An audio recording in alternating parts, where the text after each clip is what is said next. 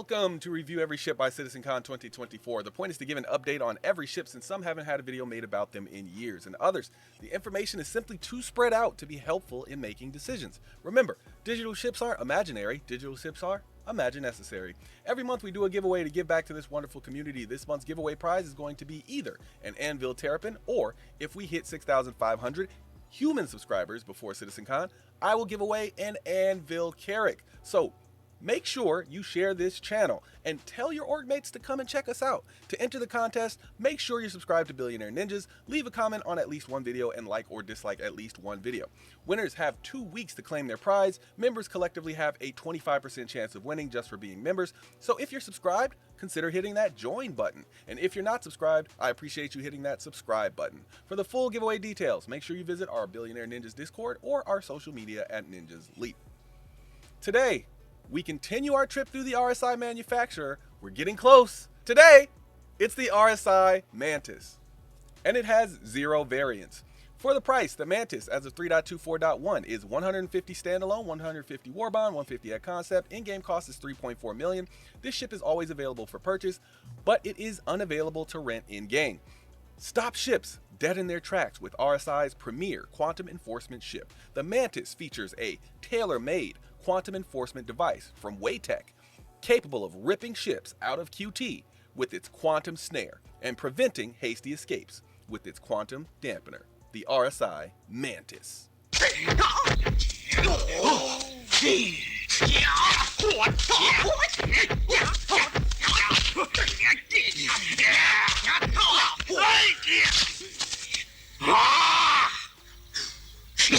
Measurements: the Mantis has a length of 30 meters, beam of 17 meters, height of 8 meters, and it is a size 2 small ship. For crew, its minimum crew is 1 and its maximum crew is 1.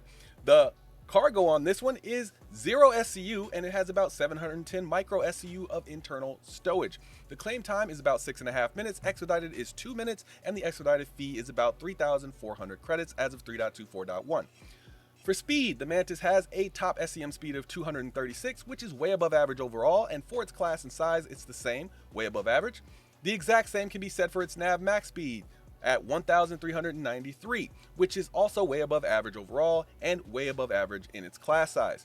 For maneuverability, it has above average maneuverability overall and average maneuverability for its class. For weapons, the Mantis has 2 size 3 FL-33 laser cannons, no manned turrets. The Mantis also has 2 missile racks with 2 Dominator electromagnetic missiles on one rack and 2 Ignite infrared missiles on the other. The hull HP for this ship is 31,776, which is above average overall and is way above average for its class size, reaching the top 6 ships in its class. The shields on the Mantis are 2 size 1 all-stop military grade C shields. These are the bubble type. The HP is 3,000 total, and regen rate is about 134 HP per second. For ship parts, the Mantis has 1 small radar, 1 small computer, 1 small power plant, 2 small coolers, 2 small shield generators, 2 small fuel intakes, 2 small fuel tanks, a small quantum drive, a small jump module, and 1 small quantum fuel tank.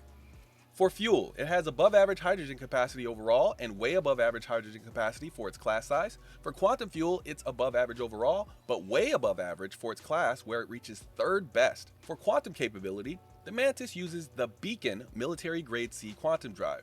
The range on this one is solar, meaning you will be able to make at least 1 round trip from one end of the system to the other end, or make it to another solar system, but you will need to refuel soon after the trip. Some special features and amenities for this ship are, well, you would think there wouldn't be many because it's kind of a single seat fighter, but it does have a bed and a bathroom with a toilet, no shower. It does have a coffee maker though.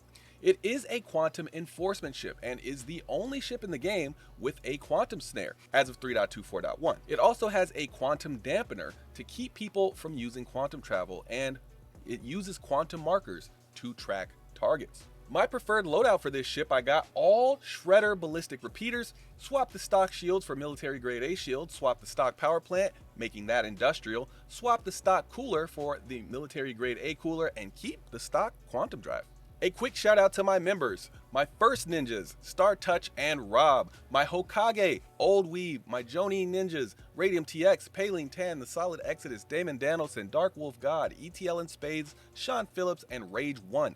Then my Chunin ninjas, Raygun 972, Wakan Yosai, Scorpio King 3, Soul Galaxia, Meat Salad, Praetorian, J Solus, Waterfox Studios, and my new Chunin ninja, San Chimera. Welcome aboard. Of course, thank you to all my other members from every level who are all listed at the end of the video. As always, membership is never required, but always appreciated. You help make this YouTube dream even more possible, so thank all of you. Now it's time to rate this ship. A rating I rate from 1 to 10. My 1 is only buy if you have a unique reason that is specific to you or because you like the looks of the ship. My 10 is basically if you have the money, this ship is almost guaranteed to be useful to you in the game. A 1 doesn't mean the ship is useless or ugly, and a 10 doesn't mean that the ship is perfect. Just remember, this is just our rating. Please give us yours in the comments down below, and yes, we review ships that are not out yet and speculate on what they will have. People have been doing it for years, we're no different. Well, a little different. We have cookies. No, I'm not going to share. My rating for this ship overall is a 7. Let's start with what I like about this ship. Well, it's hard not to like a ship that is the only one that does what it does, and the Mantis is the only quantum snare ship in the game. It also has internal living space, which is rare. Ships this size just sometimes don't have that.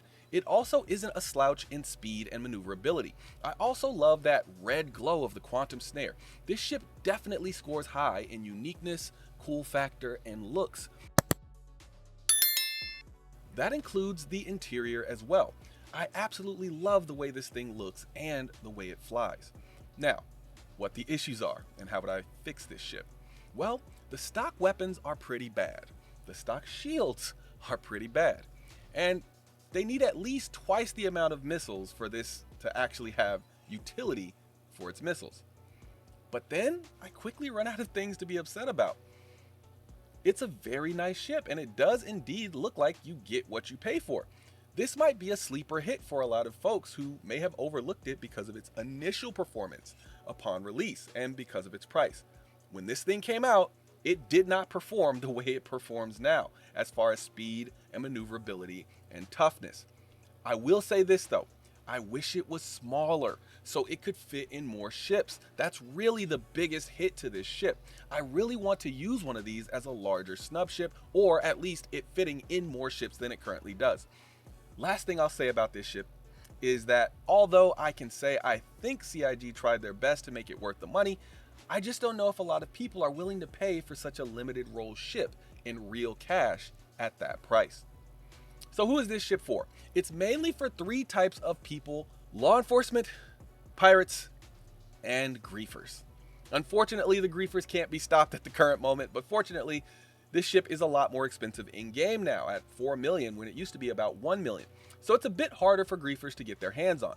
For pirates, this ship is great for just pulling people out of quantum and holding them ransom.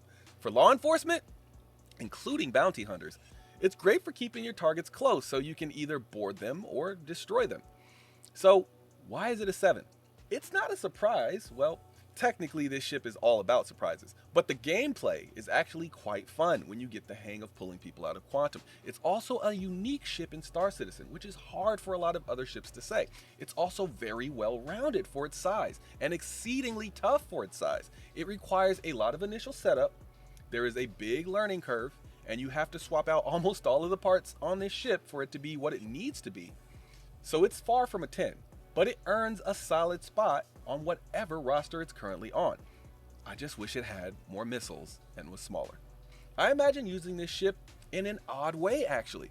I plan to use it in conjunction with my Nautilus to keep people stuck in the range of my mine-laying traps, kind of like a spider keeping the prey in the web. I would also use it in the hangar of my Polaris to keep ships that bother me from slipping away without me giving them the payback that they deserve.